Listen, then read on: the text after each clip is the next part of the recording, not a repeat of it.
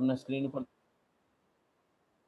You got it right, બધાને ખબર પડી ગઈ કે શું થઈ રહ્યું છે. તમને સ્ક્રીન ઉપર એક રેડ ડોટ દેખાતું હશે અહીંયા આગળ જે મારું કર્સર અત્યારે છે ત્યાં આગળ દેખાતું હશે કે this meeting is being record. Okay, તો આપણે અત્યાર સુધીમાં શું જોયું કે કોઈ પણ પદાર્થ હોય તો એની 3 મુખ્ય અવસ્થાઓ જે આપણે વધારે વિશેષમાં ભણતા આવ્યા છીએ, ઘન, પ્રવાહી અને વાયુ, અને એની બધાની વિશે વાત કરી. અને મેં તમને કીધું હતું કે અહીંયા સુધી તમારે વાંચી લેવાનું છે, બરાબર છે. અહીંયા સુધીનો વાંચ, તેનો પણ અભ્યાસ કરીશું. અહીંયા સુધીનું આપણે કવર કરી લીધું છે. હવે આ પણ ભાગ કર્યો તો આપણે ઘન અવસ્થાની સામાન્ય લાક્ષણિકતાઓ, general characteristics of solid state, હે ને.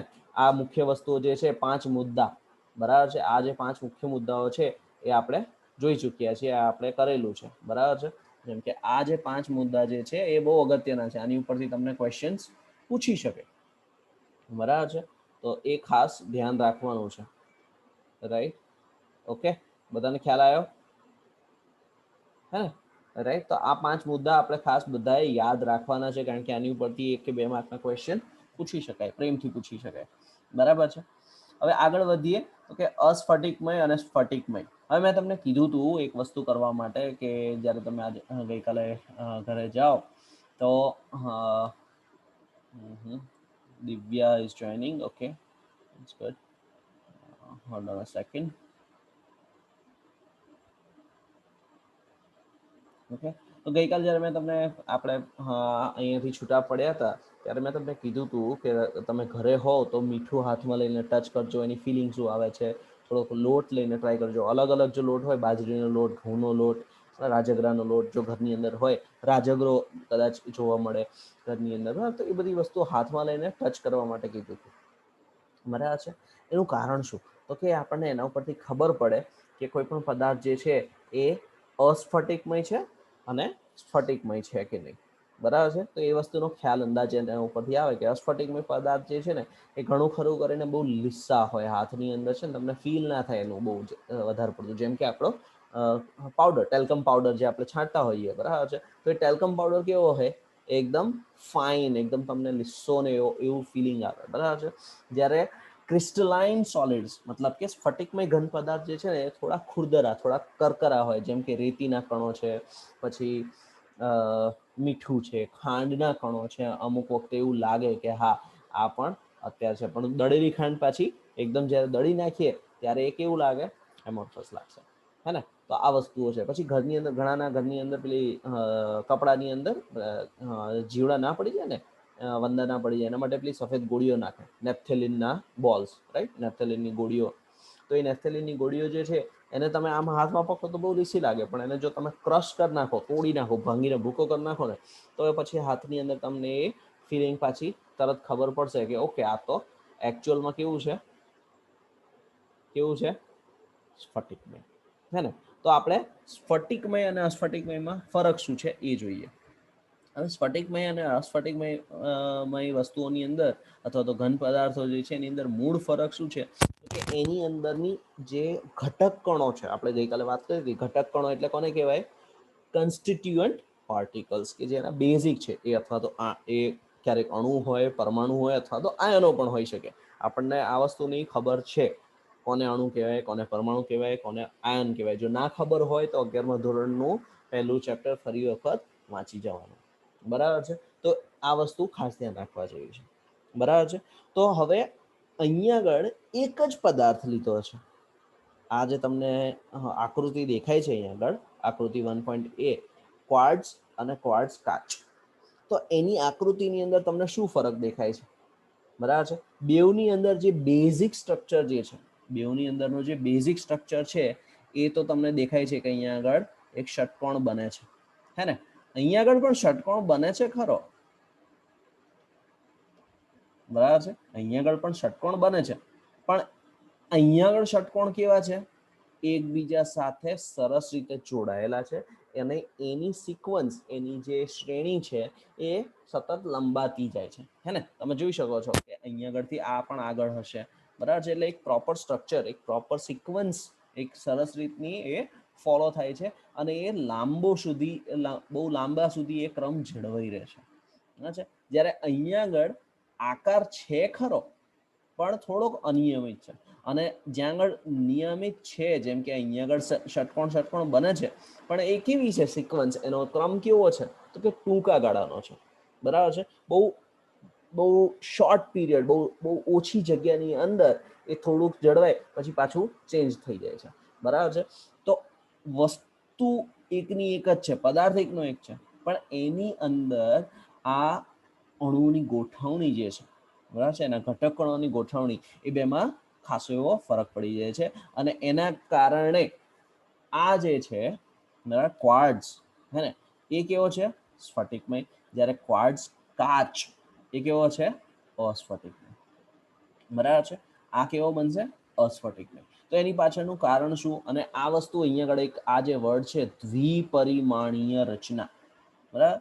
દ્વિપરિમાણીય રચના એટલે શું, 2 ડાયમેન્શનલ, હે ને, અને ત્રિપરિમાણીય એટલે 3 ડાયમેન્શનલ. આપણને ખબર છે કે ચોરસ હોય, બરાબર છે, 4 બાજુઓ, એનાથી આપણને સરસ રીતે ચોરસ મળી જાય, પણ એને દ્વિપરિમાણીય કહેવાય, અને એનો એ ચોરસ જો આપણે ત્રિપરિમાણમાં જોઈએ, બરાબર છે, તો શું બની જાય છે આપણા માટે, એ ઘન બની જાય છે, બરાબર છે.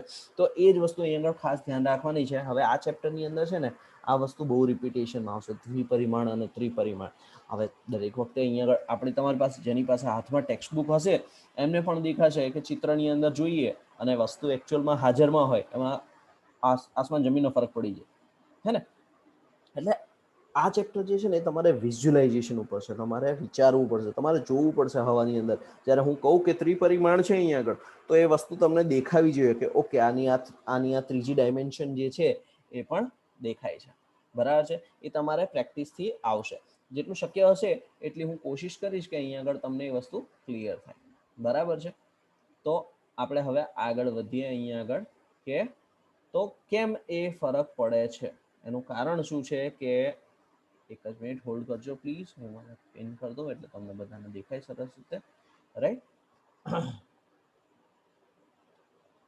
ઓકે, તો અહીંયા આગળ આપણે જોઈએ કે એક ભાગને લઈને અભ્યાસ કરીએ, બરાબર છે, ચોક્કસ આગાહી કરી શકીએ છે, બરાબર છે, અને એના અવલોકન સ્થાનથી ગમે એટલા દૂર હોય, અને એના માટે એના કારણે એક નિયમિત ભાત, એક પેટર્ન જે છે એ આવર્તીય રીતે એટલે કે રિપીટ થઈ રાખે છે. આ જે બ્લોક બન્યો આપણો એક, બરાબર છે, અહીંયા આગળ જે એક બ્લોક બન્યો કે ઉપર 3 હેક્ઝાગોન, 3 ષટકોણ દેખાય છે, પછી નીચે 2 ષટકોણ દેખાય છે, અને એની પછી બીજા 3 ષટકોણ દેખાય છે.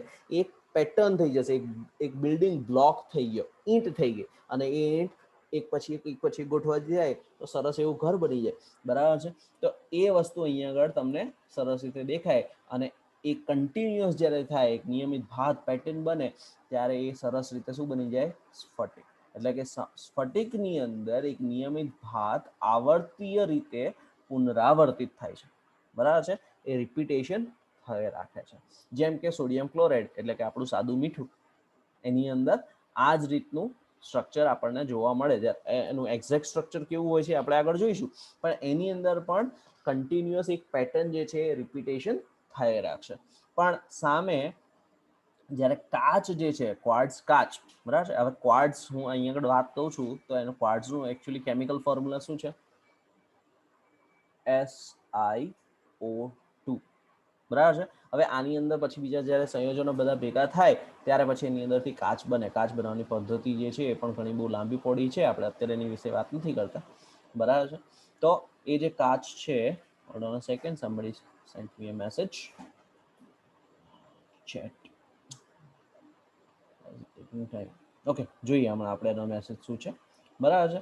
તો ઘન પદાર્થના આ બધા લાક્ષણિક ઉદાહરણ છે, જેમ કે સોડિયમ ક્લોરાઇડ અને સ્ફટિકમય ક્વાર્ટઝ.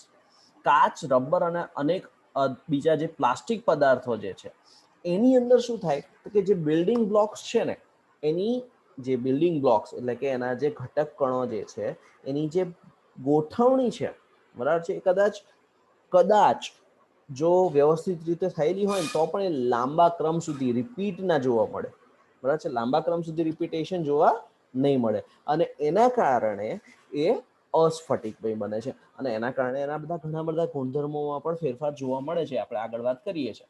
અને એના ઉપરથી શબ્દ આવ્યો, ગ્રીક શબ્દ એમોર્ફસ પરથી આપણને એમોર્ફસ સોલિડ મળ્યો, કે જેના માટે અસ્ફટિકમય ઘન પદાર્થ કહે છે, બરાબર છે. પણ એ બધા કયા છે? અનેક પ્લાસ્ટિક પદાર્થોના પ્રવાહીઓને, બરાબર છે, બેઝિકલી આ બધા કેવા છે?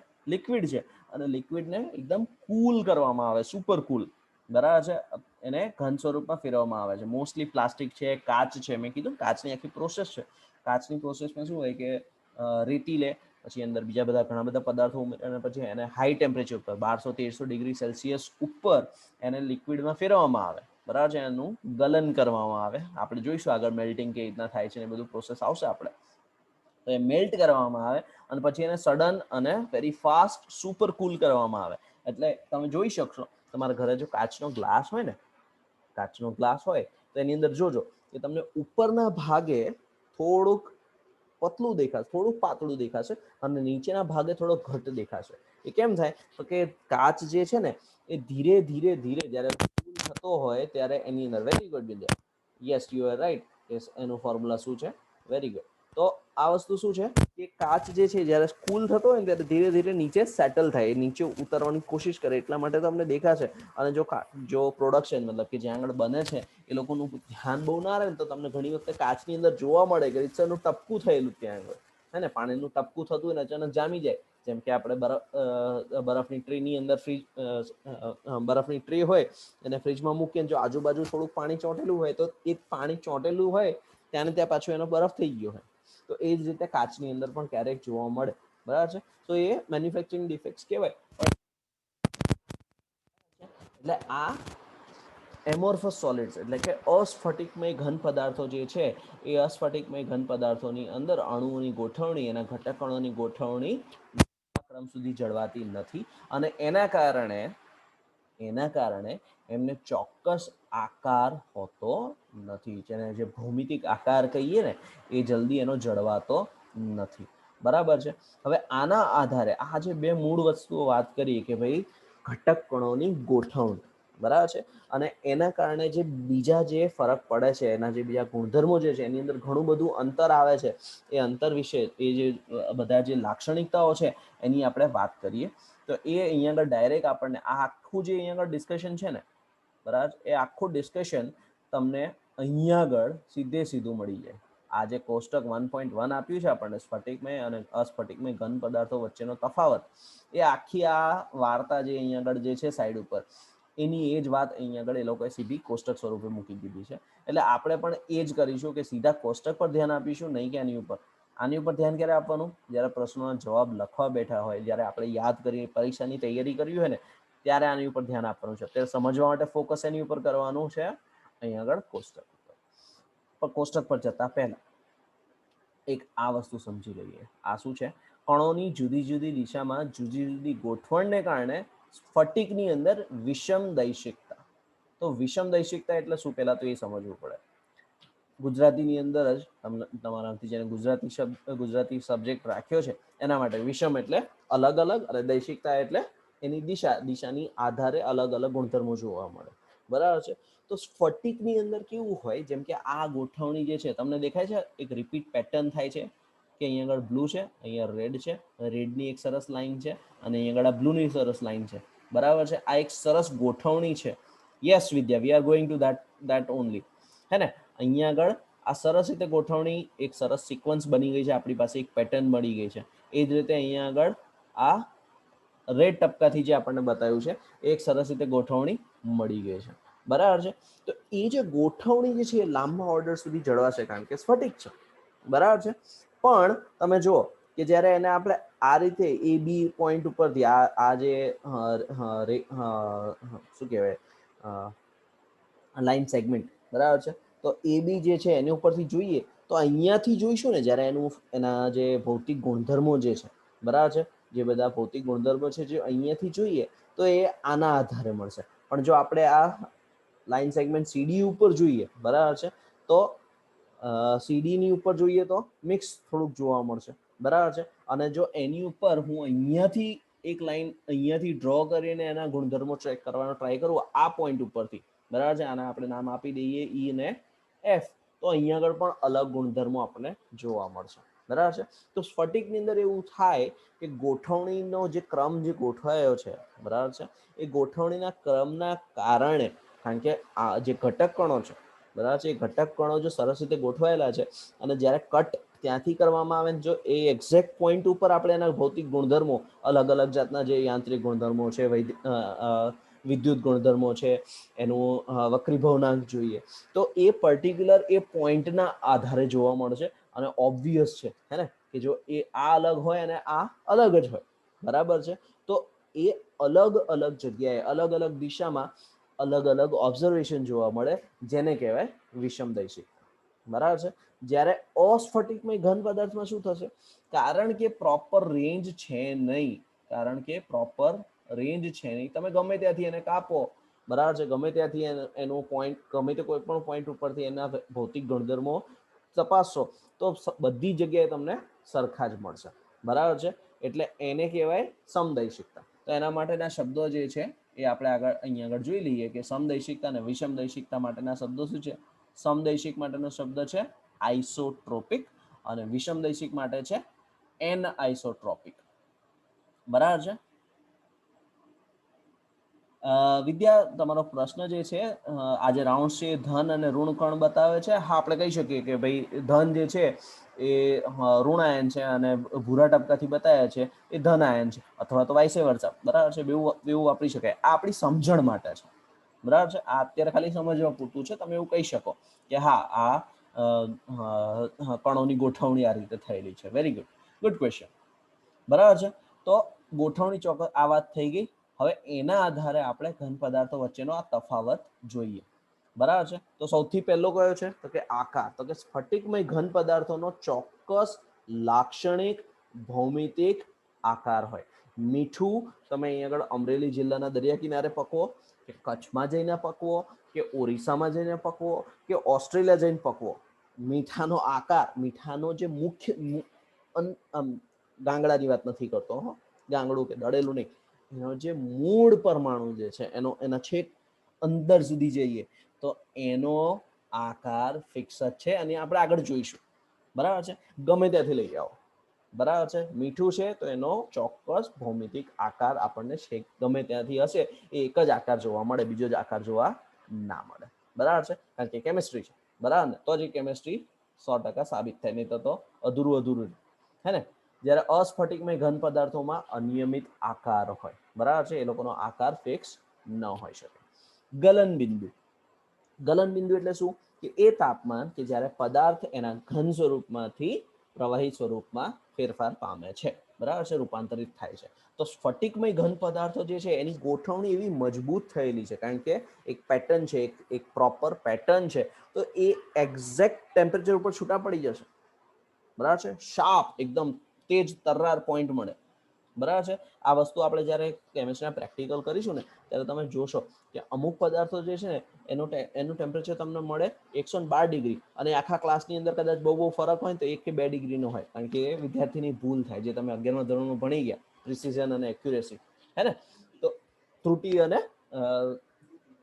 બરાબર છે, ત્રુટિ ઉપરથી ભણી ગયા. ગુજરાતી મારું થોડોક શબ્દોમાં ભૂલ પડશે ક્યારેક ક્યારેક, તો એ પ્રિસિઝન અને એક્યુરેસી એ થોડો ફરક પડે એ તો વાંધો નથી, બરાબર છે. પણ એ એક્ઝેક્ટ એ ટેમ્પરેચર ઉપર પછી એ તમે ગમે ત્યાં જઈને માપો, હા ટેમ્પરેચર છે એટલે એનું દબાણ અને કદ ઉપર આધાર રાખશે, પણ એ તો તમને ફિક્સ જ મળી જાય. નિયત તાપમાન અને નિયત દબાણે અને કદમાં એનું ગલનબિંદુ સેમ જ રહેશે, બરાબર છે. જ્યારે અસ્ફટિકમય ઘન પદાર્થોની અંદર તાપમાનના ગાળા દરમિયાન ધીમે ધીમે નરમ થાય છે, બરાબર છે. એટલે કે એનું એક્ઝેક્ટ ટેમ્પરેચર ના મળે. જેમ કે પ્લાસ્ટિક, તો પ્લાસ્ટિકમાં આપણે બધા નાના હતા ત્યારે આ ખતરો કરેલો છે કે પ્લાસ્ટિક કોથળી લાકડાના દંડા ઉપર વીંટીને બાળવાની કોશિશ કરી હોય તો પહેલા ધીરે ધીરે સંકોચાય, થોડુંક ઢીલું પડે, પછી એ આગ પકડવાનું ચાલુ કરે, હે ને, થોડુંક ટપકા પડવાનું ચાલુ થાય, તો એ ટેમ્પરેચર રેન્જ મળે છે તમને, એક્ઝેક્ટ ટેમ્પરેચર. પ્લાસ્ટિક જે છે એ એક્ઝેક્ટ 28 કે 58 ડિગ્રી ઉપર પીગળવાનું ચાલુ ના થાય, એ તમને કેવો ટેમ્પરેચર મળે કે 50 થી લઈને 70 સુધી, બરાબર છે. તો એ થયો ગલનબિંદુનો ગાળો, તાપમાનનો ગાળામાં એ ગલનબિંદુ નરમ થાય છે. ચિરાડનો ગુણધર્મ. ચિરાડ એટલે ક્લીવેજ, બરાબર છે, મતલબ કે એના ટુકડા કરી નાખો, બરાબર છે, એના એક્ઝેક્ટ તીક્ષ્ણ ધારવાળા સાધન વડે જોશથી કાપી નાખો, બરાબર છે. તો સ્ફટિકમય ઘન પદાર્થની અંદર એના જેવી જે બહારની મૂળ સપાટી હતી ને એના જેવી જ સપાટી જોવા મળે, એક્ઝેક્ટ કટકા થાય, બરાબર છે. એ આપણે જ્યારે પ્રેક્ટિકલ કરશું ને ત્યારે જોઈશું કે અમુક ધાતુઓની અંદર એવું થાય. ધાતુઓની અંદર આપણે જોયેલું છે બરાબર કે લોખંડનો સળિયો હોય ને અને એને હેક્સોથી કાં તો કોઈ બીજા કોઈ મશીનથી કાપી નાખો તો એ અંદરની સપાટી એના જેવી હા સાફ થયેલી જોવા મળે, કારણ કે ત્યાં આગળ ધૂળ કે બીજો કોઈ કાટ કે કશું લાગ્યું નથી, અને ચોખ્ખી સપાટી જોવા મળે, બીજો કઈ ફરક ના પડે, ગોઠવણી તો એની એ જ હોય બરાબર છે. જ્યારે અહીંયા આગળ એવું ના થાય, અહીંયા આગળ અનિયમિત સપાટી મળે અને એની જે ગુણધર્મો જે છે પાછા ત્યાં આગળ એની સપાટી જે છે એ ખાંચા ખૂંચાવાળી જોવા મળશે બરાબર છે. ગલન ઉષ્મા, ગલન ઉષ્મા એટલે કે એની શું કહેવાય મેલ્ટિંગ એન્થાલ્પી, તો તેઓને નિશ્ચિત અને લાક્ષણિક ગલન ઉષ્મા હોય છે. સ્વાભાવિક વસ્તુ છે, જો ગલન બિંદુ મળતું હોય તો એ ત્યાં જ એ ઉષ્મા ઉપર જ ગલન બિંદુ મળવાનું છે. આ લોકોને નિશ્ચિત ગલન ઉષ્મા હોતી નથી બરાબર છે. વિષમદૈશિકતા એ આપણે ઓલરેડી જોયું કે ભાઈ સ્ફટિકમય જે છે એ સ્વભાવે વિષમદૈશિક હોય છે, જ્યારે અસ્ફટિકમય પદાર્થો જે છે ઘન પદાર્થો એ સ્વભાવે સમદૈશિક હોય છે. બધા જ ગુણધર્મો એમના બધી જગ્યાએ સરખા જોવા મળે, જ્યારે સ્ફટિકમાં એવું ના મળે. એમની પ્રકૃતિ, એમનો સ્વભાવ કેવો છે કે સ્ફટિકમય એ સાચા ઘન પદાર્થો કહેવાય, સાચા ઘન પદાર્થો કહેવાય બરાબર છે. અને જ્યારે અસ્ફટિકમય પદાર્થ જે છે એને શું કહેવાય છે, એને શું કહેવાય છે આભાસી ઘન પદાર્થો, સ્યુડો, રાઈટ, સ્યુડો સોલિડ્સ. હું સાથે ને સાથે આવા શબ્દો તમને આપતો જઈશ, મેં ગઈકાલ કીધું બરાબર છે. તો સ્યુડો સોલિડ્સ, બોલવામાં આપણે સ્યુડો બોલીએ તો સ પહેલા આવે, પણ અંગ્રેજી અઘરું છે, પી સાયલેન્ટ આવે બરાબર છે. તો એ સ્યુડો સોલિડ અથવા તો અતિ શીત પ્રવાહી પદાર્થો એટલે કે સુપર કુલ્ડ હે ને solids, right, super chilled, super cooled solids. Okay બરાબર છે હે ને, આ ખબર પડી ગઈ વસ્તુની બરાબર છે. અને ઘટક કણોની ગોઠવણીમાં ક્રમ, ઘટક કણોની ગોઠવણીમાં ક્રમ કેવો જોવા મળશે તો કે ઘટક કણોની ગોઠવણી લાંબા વિસ્તારના ક્રમ સુધી જળવાઈ રહે છે, જ્યારે અહીંયા આગળ ટૂંકા વિસ્તારની અંદર છે. આની અંદર જો હજી એડ કરવું હોય તો સ્ફટિકીકરણ, ક્રિસ્ટલાઇઝેશન બરાબર છે, એક એડ કરી શકાય કે સ્ફટિક પદાર્થો જે છે, સ્ફટિકમય જે છે એ નિશ્ચિત તાપમાને ગિવન ટેમ્પરેચર ઉપર જ તરત જ એ કેવા થઈ જશે, સ્ફટિકમાં રૂપાંતરિત થાય છે. જ્યારે પેલામાં એવું ના થાય, એનામાં પણ ફરીવાર ટેમ્પરેચર જ મળે બરાબર છે. તો એ સ્ફટિકીકરણ એક મુદ્દો બીજો એડ કરવો હોય તો કરી શકે, બાકી કોઈ બહુ કઈ ખાસ ફરક નથી પડતું. આભાસી ઘન પદાર્થનું ઉદાહરણ કાચ, આપણે હમણાં તો વાત કરી હે ને, કાચ આ એ આભાસી ઘન પદાર્થ છે બરાબર છે, કારણ કે એની અંદર ક્યાંય સોલિડ કશું હોતું નથી બરાબર છે. એ સુપર કુલ્ડ લિક્વિડ જ છે હે ને બરાબર છે. કોઈ પણ પ્લાસ્ટિક લઈ લો, સુપર કુલ્ડ લિક્વિડ છે બધા બરાબર છે. એ પછી પોલિથીન હોય, પોલીવિનાઇલ હોય બરાબર છે, રબર હોય, પોલિસ્ટાયરીન હોય, પોલી યુરેથિન હોય, ગમે તે હોય બરાબર છે. બેઉ પદાર્થોની ઉપયોગિતા તો ઘણી બધી છે રાઈટ. અને આ સિવાય સ્ફટિકમય અને અસ્ફટિકમય સિવાય એક ત્રીજી વસ્તુ છે જેને કહેવાય છે બહુસ્ફટિકમય બરાબર છે, કે જેની અંદર ઘન પદાર્થો, એવા ઘન પદાર્થ કે જે દેખીતી રીતે અસ્ફટિકમય લાગે બરાબર છે, એવા ઘન પદાર્થો કે જે દેખીતી રીતે અસ્ફટિકમય લાગે પરંતુ તેઓ અતિ સૂક્ષ્મ સ્ફટિકમય રચનાઓ ધરાવતા હોય છે, જેમ કે અમુક ધાતુઓ બરાબર છે. કારણ કે એની અંદર ઇન્ડિવિજ્યુઅલ ક્રિસ્ટલ્સ જે છે એ સરસ રીતે એ રીતે પેક થયેલા હોય કે આખો સ્ફટિક વિસમદૈશિક હોય પણ એ છતાંય સમદૈશિક લાગે. એ બહુ સ્ફટિકમય જે છે એ આપણે અત્યારે જોતા નથી, એ અત્યારે ભણવાનો વિષય પણ નથી. જ્યારે તમે આગળ જતા કેમિસ્ટ્રી પ્રોપર લેશો. પ્લાસ્ટિક હંમેશા એમોર્ફસ જ હોય, અસ્ફટિકમય જ હોય બરાબર. પ્લાસ્ટિક હંમેશા એમોર્ફસ જ હોય ઓકે રાઈટ. દેખાય ઘન પણ છે અસ્ફટિકમય બરાબર છે. જેમ કે અસ્ફટિકમય સિલિકોન એક એવો ઉત્તમ ફોટોવોલ્ટેઇક પદાર્થ છે, અસ્ફટિકમય સિલિકોન બરાબર છે. એ એના ઘણા બધા ઉપયોગ છે અને આના બધા ઉપયોગોની તો આપણે ઘણી બધી વાત કરેલી છે. હવે આ જે પ્રશ્નો છે 1.1 થી લઈને 1.4 સુધીના, એના આન્સર તમને અહીંયા જ ઉપર મળી જશે બરાબર છે. હું તમને અત્યારે આન્સર નહીં આપું, એકાદ દિવસ રહીને આપીશ, જેથી કરીને તમે જાતે થોડુંક શોધીને આન્સર શોધીને ટ્રાય કરી શકો. સમજીને કરવાનું છે. નીચેનાનું સ્ફટિકમય અથવા તો અસ્ફટિકમય ઘન પદાર્થોમાં વર્ગીકરણ કરો. પોલીયુરેથિન, નેપ્થેલિન આપણે વાત થઈ હતી, બેન્ઝોઇક એસિડ, ટેફલોન, ટેફલોન એક જાતનું પ્લાસ્ટિક જ છે, પોલિથિલિન ટેટ્રાફ્લોરાઇડ, ટેફલોન એટલે બરાબર છે. Potassium nitrate, cellophane, again cellophane is plastic, બરાબર છે, જે આપણે પેલી સેલોફેન સેલોટેપ એ સેલોફેન બને. Polyvinyl chloride plastic, fibre glass છે, તાંબુ ધાતુ છે, ધાતુમાં તો કોઈ પ્રશ્ન આવો જ ના જોઈએ, બરાબર છે. ઘન પદાર્થનો વક્રી ભવનાંક બધી જ દિશાઓમાં એક સરખું મૂલ્ય ધરાવે છે. વક્રી ભવનાંક ભૌતિક ગુણધર્મ છે, બરાબર છે, બધી જગ્યાએ સરખું મૂલ્ય ધરાવે છે. આ ઘન પદાર્થના સ્વભાવ વિશે ટીકા કરો. તો એનો સ્વભાવ કેવો હશે? સ્ફટિકમય, અસ્ફટિકમય, સમદૈશિક, વિષમદૈશિક. ખાસ તો એ આવું જોઈએ, સ્વભાવની જ્યારે વાત આવે ત્યારે શું આવે? સમદૈશિક અને વિષમદૈશિક. અને એના પછીનો પ્રશ્ન છે, શું તે ચિરાડ ગુણધર્મ દર્શાવશે? હા કે ના? હા કે ના કેવું આસાન છે, એની પાછળનું લોજિક, એની પાછળનું કારણ બતાવવું જરૂરી છે. તો આનો વિસ્તારપૂર્વક થોડોક જવાબ આપવાનો. આઈ થિંક 4 થી 5 લીટીમાં, નોટની તમારી 4 થી 5 લીટીની અંદર આન્સર સરસ રીતે આપી શકાય. Try it. ના થાય તો વાંધો નથી, હું સોલ્વ કરાવી દઈશ, બરાબર છે. યસ. હવે આ 4 ક્વેશ્ચન જે છે એ તમારું હોમવર્ક છે આજનું. એ સિવાયનું હોમવર્ક મેં કીધું હતું એમ આગળનું આપણે થોડુંક વાંચીને બેસીશું. તો નેક્સ્ટ લેક્ચર માટે જે કાલે લઈશું એના માટે સ્ફટિકમય ઘન પદાર્થનું વર્ગીકરણ જે છે એ આ તમારે વાંચીને બેસવાનું છે, તો જ તમને મજા આવશે, બરાબર છે. નહીં તો હું ખાલી વાર્તાઓ કરતો હોય ને એવું લાગશે, બરાબર છે. અને મને ગમશે કે તમે આની ઉપરથી મને ક્વેશ્ચન્સ કરો, બરાબર છે. તો આપણે આ મુદ્દો જે છે હવે કાલે લઈ લઈશું.